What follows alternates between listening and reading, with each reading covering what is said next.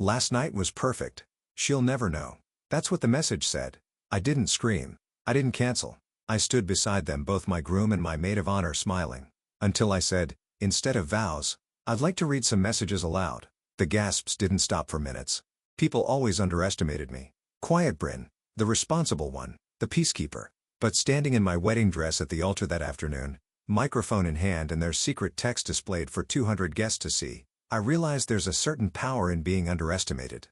Sometimes the quietest explosion causes the most devastating damage. The estate was everything I'd dreamed of since I was a little girl. 3 days before my wedding, and the grounds looked like something out of a fairy tale. Sprawling green lawns, a fountain that caught the late afternoon sun just right, and the old stone chapel where tomorrow I'd become Mrs. Landon Rives. My name is Bryn Caldwell. In 72 hours, I was supposed to be marrying the love of my life. Hold still, dear, this hem isn't going to fix itself, said Margaret, the seamstress who'd been working on my dress for months. She knelt at my feet, pins between her lips, making the final adjustments to my gown. I glanced at my phone again. Sienna was late. My little sister and maid of honor had promised to be here for the final fitting, but that was Sienna for you, perpetually running on her own schedule. Sorry I'm late. The door burst open and there she was, a whirlwind of energy and designer perfume. My sister, always making an entrance. Traffic was insane, and then I had to stop for coffee because, well, you know me without caffeine. I smiled despite my annoyance. It's fine. You're here now. Sienna dropped her bag and circled me, eyes wide. Bryn, you look, wow. Landon is going to lose his mind when he sees you. Something in her tone caught me off guard. It wasn't just sisterly pride. There was something else there. But before I could analyze it further, she hugged me and I caught a familiar scent. Are you wearing Landon's cologne? I asked, pulling back. Sienna laughed, tossing her dark hair over her shoulder. Oh, that. Yeah, I borrowed it when I stopped by your place yesterday. Just as a joke, you know, to mess with him at dinner tonight. Does it freak you out? I forced a laugh. No, it's funny. He'll get a kick out of it. But something about it fell off, like a picture hanging slightly crooked on a wall. I filed the thought away, chalking it up to pre-wedding nerves. The rest of the afternoon passed in a blur of arrivals. Cousins from upstate, my college roommate Emily, Landon's parents with their perfectly coordinated outfits and tight smiles. Through it all, I kept glancing at my phone, waiting for Landon to text that he'd arrived at the estate. When he finally did show up, something seemed different. He hugged me tightly, but his eyes darted around the room, never quite settling on mine. Everything okay? I asked, touching his arm. Yeah, just work stuff. He checked his phone again. Client emergency. Nothing I can't handle. Landon was always like this about his architecture firm. Dedicated, sometimes to a fault. I nodded, understanding, but a small voice in the back of my mind whispered that something wasn't right. The rehearsal dinner that evening was a beautiful affair in the estate's garden terrace. Fairy lights twinkled overhead, and the late summer air was warm and sweet with the scent of roses. I should have been completely happy. Instead, I found myself watching Landon, the way he kept checking his phone under the table, the way his laugh seemed forced. Then came the toasts. Tasha, my best friend since college, went first with a heartfelt speech about finding someone who sees the real you. She finished by raising her glass to me and Landon, but her eyes lingered on me with a question I couldn't quite read. Then Sienna stood up, champagne flute in hand, her black dress catching the light in a way that made several heads turn. To my big sister and her almost husband, she began, her voice carrying across the terrace. Bryn has always been the careful one, the planner, the perfectionist. And Landon? She paused, her smile shifting into something more personal. Well, Landon used to like wild girls back in college, didn't you? A few awkward chuckles rippled through the crowd. I felt my cheeks flush as I glanced at Landon, whose face had gone rigid. But opposites attract. Sienna continued smoothly. And I've never seen two people more perfectly mismatched in all the right ways. She raised her glass higher. To Bryn and Landon. May your marriage be as beautiful as this wedding we've spent way too much money on. Everyone laughed and drank, the moment seemingly salvaged. But I watched as Landon's hand jerked, spilling red wine across the white tablecloth. He muttered an apology and quickly excused himself.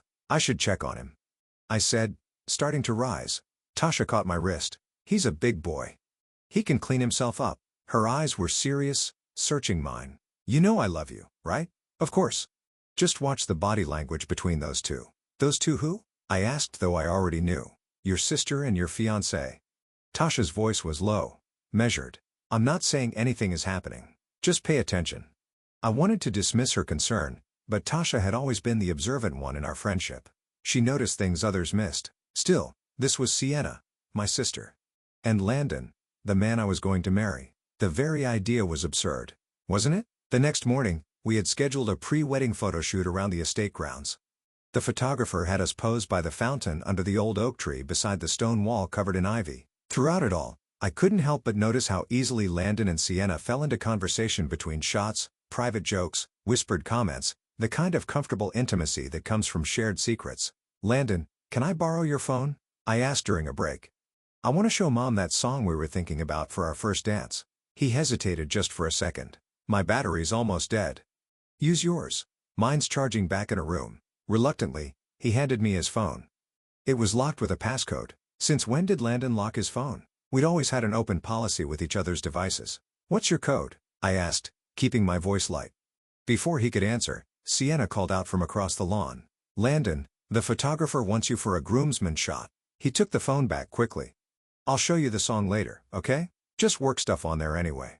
Boring client emails." As he walked away, I felt a strange hollow feeling in my chest. Work stuff. He'd said that yesterday, too. That evening, my mother cornered me in the bridal suite as I was getting ready for dinner. "Bryn, sweetie, stop overthinking everything," Claire Caldwell said, adjusting my necklace with manicured fingers. At 55, my mother still turned heads with her polished appearance and rigid posture. "I can practically hear your brain whirring." "I'm fine, Mom. A nervous groom is just tradition," she continued, ignoring my response. "Your father was a wreck before our wedding. Couldn't eat, couldn't sleep. Men just process differently." I nodded, not wanting to get into it. My mother lived in a world where appearances mattered above all else. In her mind, a perfect wedding meant a perfect marriage, and nothing could disrupt that narrative. Certainly not my growing unease. As she fussed with my hair, a memory surfaced suddenly. New Year's Eve, 2 years ago. A party at my cousin's beach house. Sienna had disappeared for over an hour, and when she returned, she was oddly quiet for the rest of the night. I remembered looking for Landon to count down to midnight, unable to find him until the last minute. He'd claimed he was helping someone with car trouble. At the time, I'd thought nothing of it. Now, the memory took on a new, uncomfortable shape. "Mom," I said slowly, "have you ever noticed anything off between Landon and Sienna?" Claire's hands froze in my hair. "What on earth are you talking about?" "I don't know. Just the way they act sometimes." She stepped around to face me, her expression stern. "Bryn Elizabeth Caldwell, it is 3 days before your wedding.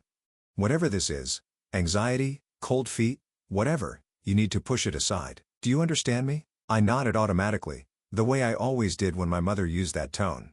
"Good." She softened slightly. "Your sister adores you, and Landon is crazy about you. Don't create problems where there aren't any." Later that night, after dinner, Landon kissed me goodbye at my suite door. "You're not staying?" I asked, surprised. "Mason and the guys want me to sleep at the groomsmen's suite tonight. You know, tradition and all that." Since when did Landon care about tradition? We'd lived together for over a year, but I didn't press it.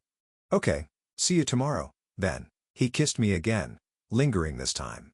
"I love you, Bryn. You know that, right?" "I know." I smiled.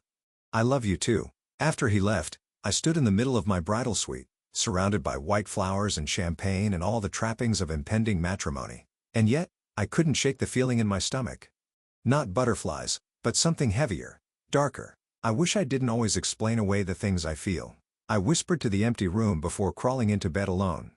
Sleep came fitfully, haunted by dreams of locked doors and whispered conversations just out of earshot. The morning of my wedding day dawned clear and perfect. Golden light streamed through the curtains of my bridal suite, casting everything in a honey glow that seemed to promise happiness. I woke early before my alarm, feeling strangely calm. The doubts and unease that had plagued me yesterday seemed distant now, like a storm that had passed in the night. I slipped out of bed, pulled on my robe, and padded barefoot down to the estate's kitchen. It was just after 6. No one would be around yet. I wanted a moment of quiet, a cup of coffee and peace, before the day's chaos began. The kitchen was silent and still, morning light slanting across the marble countertops. I started the coffee maker and leaned against the island, taking deep breaths of the cool morning air. That's when I saw it. Landon's phone, sitting on the counter by the fruit bowl. He must have come down for a midnight snack and forgotten it. Unlike me, Landon could never sleep when he was stressed. I picked it up without thinking. The screen lit up, no passcode prompt. It was unlocked. My thumb hesitated over the surface. I had never been the type to snoop. Trust was everything to me. But then I saw it. A notification preview. A text message from Sienna. My heart stuttered in my chest. Before I could talk myself out of it, I tapped the message icon. There it was. My sister's name. And beneath it, words that turned my blood to ice. Last night was perfect. I can't stop thinking about you. She'll never know. My fingers moved of their own accord, scrolling up through the message history. There were months of texts, secret meetups, inside jokes. Photos I couldn't bring myself to open. Location pins dropped at hotels, at parks, at places where I thought one of them had been alone. I wish you could stay longer. I hate lying to her. One more time before the wedding? The room seemed to tilt. I gripped the counter to steady myself, then stumbled to the bathroom off the kitchen, locking the door behind me. Sinking to the floor, I scrolled through message after message, each one another nail in the coffin of my relationship. They'd been sleeping together for months, my sister and my fiancé, the two people I trusted most in the world. I don't know how long I sat there, reading and rereading, trying to make the words mean something different than what they so clearly said. Minutes or hours later, a knock at the bathroom door startled me. "Bryn? You in there?" It was Tasha's voice, concerned. I opened the door. One look at my face told her everything. "What happened?" she asked, stepping inside and closing the door behind her. Wordlessly, I handed her the phone. I watched her face as she read, her expression shifting from confusion to disbelief to a cold, controlled anger I'd only seen a few times in our decade of friendship. When she finally looked up, her voice was deadly calm. "Tell me what you want to do." "I don't know," I whispered. My voice sounded strange to my own ears, hollow, distant. "I don't know what to do." Tasha placed a hand on my shoulder. "Whatever you decide, I'm with you." "But Bryn?" Her eyes met mine. "You can't marry him. Not now." I nodded slowly. The initial shock was wearing off, making room for something else, something sharp and clear and cold. "I need to think." We returned to my suite the back way, avoiding the main hall where guests and family would soon be gathering. I needed time to process, to plan. An hour later, as my mother's assistants bustled around with makeup kits and hair tools, Sienna breezed into the bridal suite. Her smile was bright, her eyes clear, not a hint of guilt or shame. "Morning, bride," she sang out, dropping her bag on a chair. "How are we feeling? Nervous? Excited?" "Both." I watched her in the mirror as she chatted with my mother, hugged Tasha, and poured herself a mimosa. How could she act so normal? How could she look me in the eye? "Sienna," I said finally, my voice steadier than I expected. "Can you help me with my makeup? I want it to be perfect." "Of course." She bounced over, eager to help, never suspecting that I knew. As she leaned in to apply my foundation, I searched her face for any sign of remorse, any flicker of discomfort. "Did you see Landon last night?" I asked casually. "After dinner?" Not a pause in her brushstrokes. "No. Why? Wasn't he with the guys?" The lie slid off her tongue so smoothly. My own sister, looking me directly in the eyes and lying without hesitation. "Just wondering," I said. "He left his phone in the kitchen." Was that a slight tightening around her eyes? A momentary freeze in her movements? If so, she recovered quickly. "Oh, he's always forgetting that thing." "Want me to take it to him?" "No," I said, meeting her gaze in the mirror. "I'll handle it." Throughout the morning, as hair was styled and makeup applied, as my mother fussed over details and guests began to arrive, I remained eerily calm. Tasha kept watching me, concerned, but I'd made my decision. I'm not going to confront them, I told her when we had a moment alone. "Not yet, Bryn. Let's give them their perfect day," I said, a strange smile playing on my lips. "Let them think everything is going according to plan." Tasha studied my face, then nodded slowly. "Okay. I trust you. What's the plan?" While Sienna was busy with the photographer, I took Landon's phone and forwarded the most damning messages to myself. I took screenshots of conversations, saved them to my cloud account, and then carefully deleted any trace of my digital detective work. Whatever happened next, I wanted proof. That night, after everyone had gone to bed, I sat alone in my suite, my wedding dress hanging like a ghost in the corner. By the light of a single lamp, I rewrote my vows into something else entirely, a speech that would change everything. "If I speak now, I know I'll never be the same again," I whispered to myself as I folded the paper and tucked it into my clutch. And that's okay. For the first time since discovering the betrayal, I felt something other than shock or numbness. I felt powerful. Tomorrow wouldn't go as planned, but it would go exactly as it should. The wedding day unfolded like a beautiful dream, or it would have been if I hadn't been wide awake to the nightmare underneath. My wedding gown, an off-shoulder creation of lace and silk, felt different now as my mother's assistants helped me into it. Not the garment of joy I'd imagined, but armor for the battle ahead. "You look radiant," my mother said, adjusting my veil with tears in her eyes. Absolutely perfect. I smiled softly, meeting her gaze in the mirror. Thank you, Mom. If she noticed anything strange in my demeanor, she didn't mention it. Claire Caldwell had spent a lifetime perfecting the art of not seeing what didn't fit her narrative. Sienna fluttered around me, straightening my train, handing me my bouquet of white peonies and roses. Every touch of her hands felt like a betrayal now. Every smile a lie. I watched her in the mirror as she dabbed at her eyes. I can't believe my big sister is getting married, she said, voice thick with emotion. Was it guilt? Regret? Or just the performance of the dutiful maid of honor? Believe it, I replied, my voice steady. The bridal party lined up at the chapel entrance. Through the old wooden doors I could hear the string quartet playing, the murmur of 200 guests waiting for the ceremony to begin. My father appeared at my side, handsome in his tuxedo, offering his arm. Ready, sweetheart? He asked. I nodded, not trusting myself to speak. The doors opened. The music swelled. One by one, the bridesmaids processed down the aisle, Tasha last, turning at the altar to catch my eye. The slight nod she gave me was nearly imperceptible, but it steadied me. Whatever happened next, I wasn't alone. Then it was my turn. My father and I stepped into the doorway, and everyone rose. I saw faces turn toward me, smiling, expectant, emotional. And at the end of the aisle, Landon waited, handsome in his black tuxedo, his expression a mixture of nerves and something that might have been love, if I didn't know better.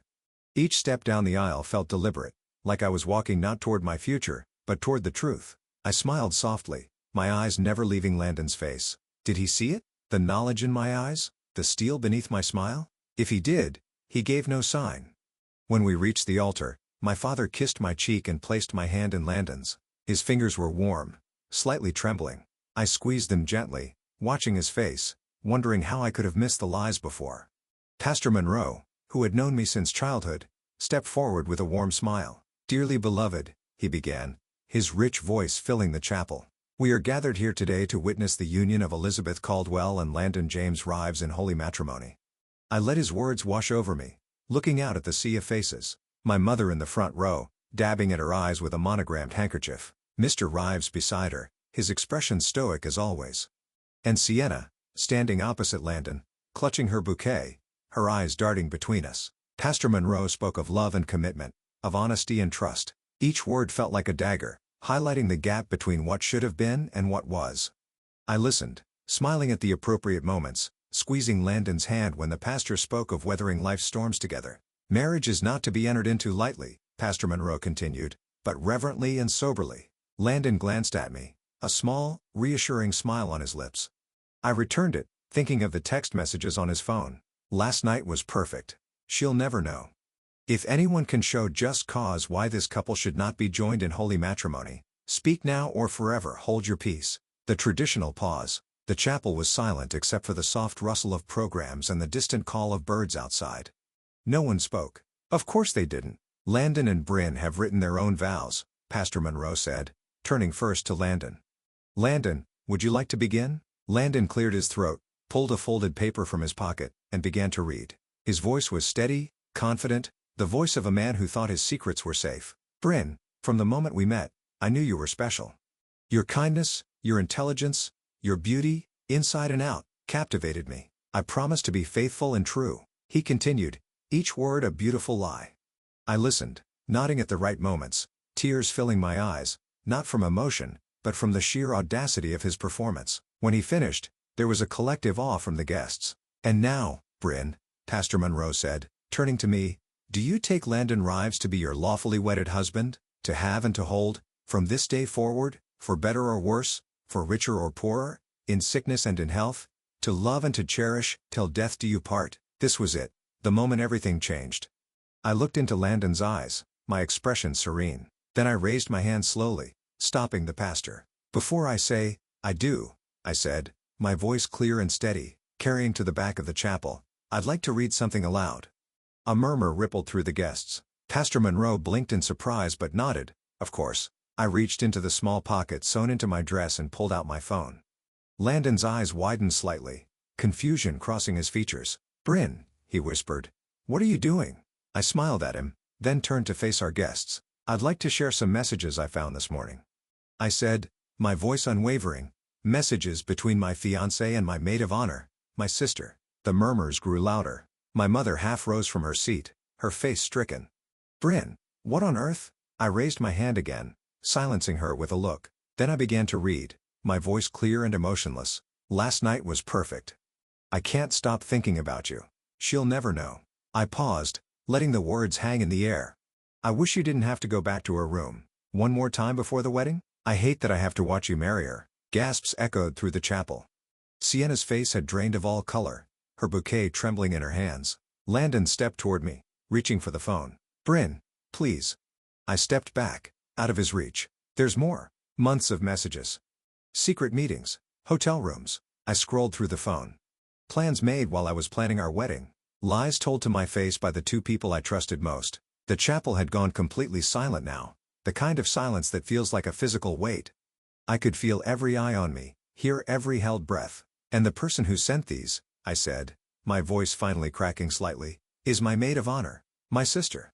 I turned to look at Sienna, whose face had crumpled, tears streaming down her cheeks. She took a step toward me, mouth opening to speak. Bryn, a single gasp broke the silence, followed by the sound of someone standing abruptly, their chair scraping against a stone floor. Then more murmurs, growing louder, filling the chapel with the sound of shock and scandal. I stood there, phone in hand, my wedding dress suddenly feeling too tight, too heavy, but my spine was straight, my head held high. In that moment, surrounded by whispers and stares, I had never felt more alone, or more free. The truth was out. There was no going back now. The silence that followed my revelation was deafening. 200 people held their breath at once, creating a vacuum of sound that seemed to stretch into eternity. Then, like a dam breaking, the whispers began. They started at the back of the chapel and rushed forward in a wave of shocked murmurs and gasps. I stood perfectly still, my wedding dress suddenly feeling like it weighed 1,000 pounds. My hands didn't shake. My voice hadn't cracked. I had done what I came to do. Now you all know, I said calmly, lowering the phone to my side. Pastor Monroe cleared his throat, his Bible half closed in his hands. He looked between Landon and me, then at Sienna, clearly at a loss for what to do next. In all his years of officiating weddings, I doubted he'd ever encountered anything like this. Landon was the first to move. He stepped toward me, his face ashen, reaching for my hands. Bryn, I can explain, he said, his voice breaking. The charm that had won me over 3 years ago was nowhere to be found. In its place was naked panic. Please. You already did. I cut him off, my voice soft but firm. Via text, his face crumpled. Behind him, I could see his groomsmen exchanging uncomfortable glances, shifting their weight from foot to foot, unsure whether to stay or leave. From the corner of my eye, I saw Sienna trying to make her way toward one of the side exits. Tasha, bless her, moved with surprising speed in her bridesmaid's dress, stepping smoothly to block her path. My sister froze, her bouquet clutched so tightly that a few petals drifted to the floor. Sienna, I called, my voice carrying over the growing murmurs. Don't you have anything to say? She turned slowly to face me, mascara already streaking down her flushed cheeks. For a moment, I thought she might deny everything. Instead, she broke down in heaving sobs. It was a mistake, she cried, her voice high and strained. I was drunk most of the time. It didn't mean anything. I tilted my head slightly, studying her with a detachment that surprised even me. Then it shouldn't cost you anything to admit it, should it? The whispers grew louder. Someone in the back stood up to leave, followed by another and another. The perfect wedding was unraveling thread by thread. My mother appeared at my side, her face a rigid mask of composure even as her eyes flashed with panic. She grabbed my elbow with fingers like steel. Burn Elizabeth, what are you doing? She hissed, too low for the front row to hear. We have 200 guests here. The governor's wife is in the third row. The Andersons donated $50,000 to your father's campaign last year. This can be handled privately later. I looked at her, really looked at her, perhaps for the first time in my adult life. Claire Caldwell, the woman who had taught me to smile through discomfort, to maintain appearances at all costs, the architect of my perfect manners and perfect wedding and, if she had her way, my perfectly hollow marriage. You raised us to smile through betrayal, I said quietly. I'm choosing not to. Before she could respond, Pastor Monroe gently closed his Bible with an air of finality. His kind eyes met mine with unexpected understanding. I believe this wedding ceremony is postponed, he said, his voice carrying just enough to reach the back rows. Without another word, he stepped away from the altar and walked down the side aisle toward the vestry door. That was the cue the guests needed. They began to stand, gathering purses and programs, whispering urgently to each other. Some looked at me with pity, others with fascination, a few with something like respect. None of them knew what to say, so most said nothing at all, filing out of the pews in uncomfortable silence. As the chapel emptied, I remained standing at the altar, Landon a few feet away, both of us stranded on an island of shattered promises. Sienna had collapsed into one of the front pews, sobbing.